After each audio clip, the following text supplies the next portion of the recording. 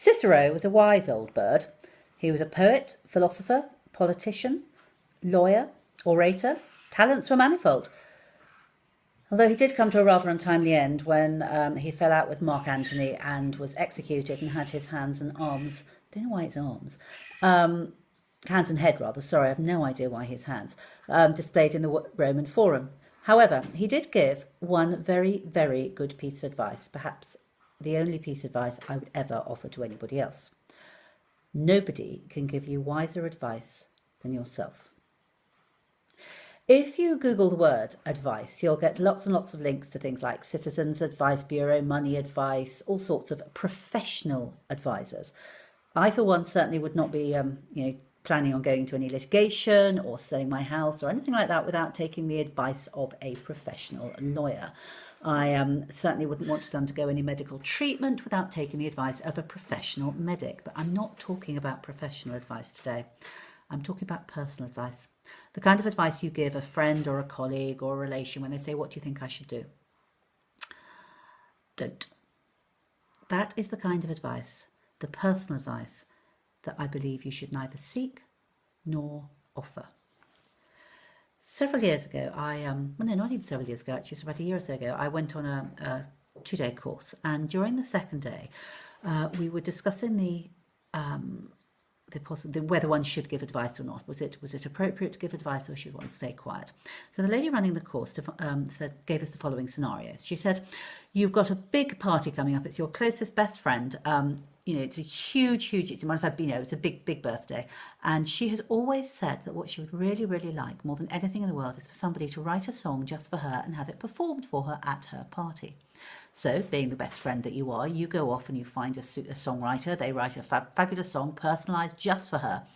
And you hire a band to learn the song. They sing it fantastically. It's all ready to go. And then the day of the party, the band says, really sorry, we can't make it. So you've got a dilemma. You either let your friend down and there is no song.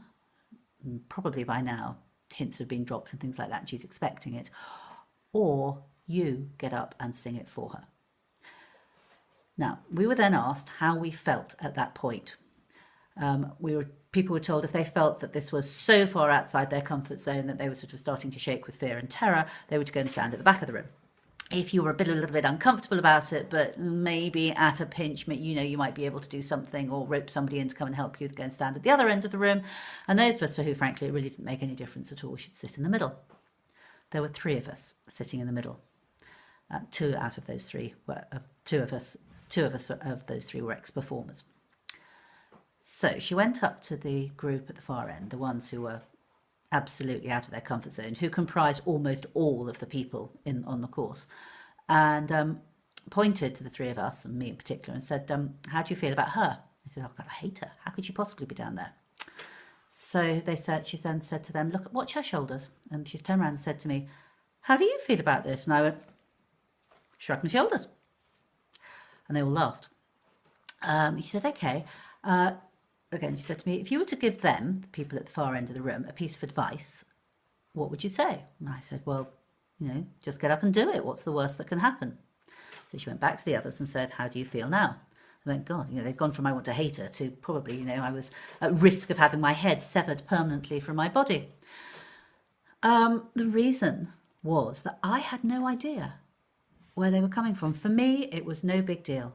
But to say what's the worst that can happen to them, I had actually just given them the opportunity to think of all the horrendous things that could possibly happen if they had to stand up on stage. So they were not just already nervous and horrified by the idea, but I'd given them the opportunity to actually list and identify yet more awful things that could happen to them. So far from actually being helpful, I had added to their distress.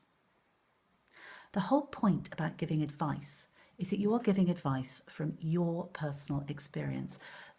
The advice you give is dependent on what you've learned, what you have experienced, what you have done, what you have observed from other people, but it is purely subjective. There is nothing in your advice that is completely impartial. You can only give advice through your own experience and knowledge, and your experience is yours. It is not the person next to you. However well you know that person, however long you have lived with them or worked with them, you don't really know what's going inside their head and their heart.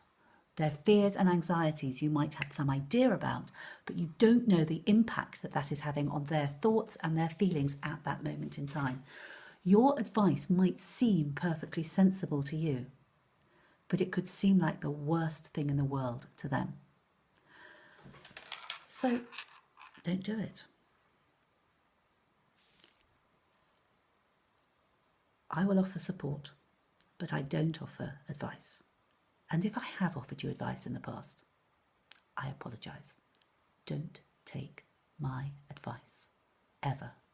Take your own.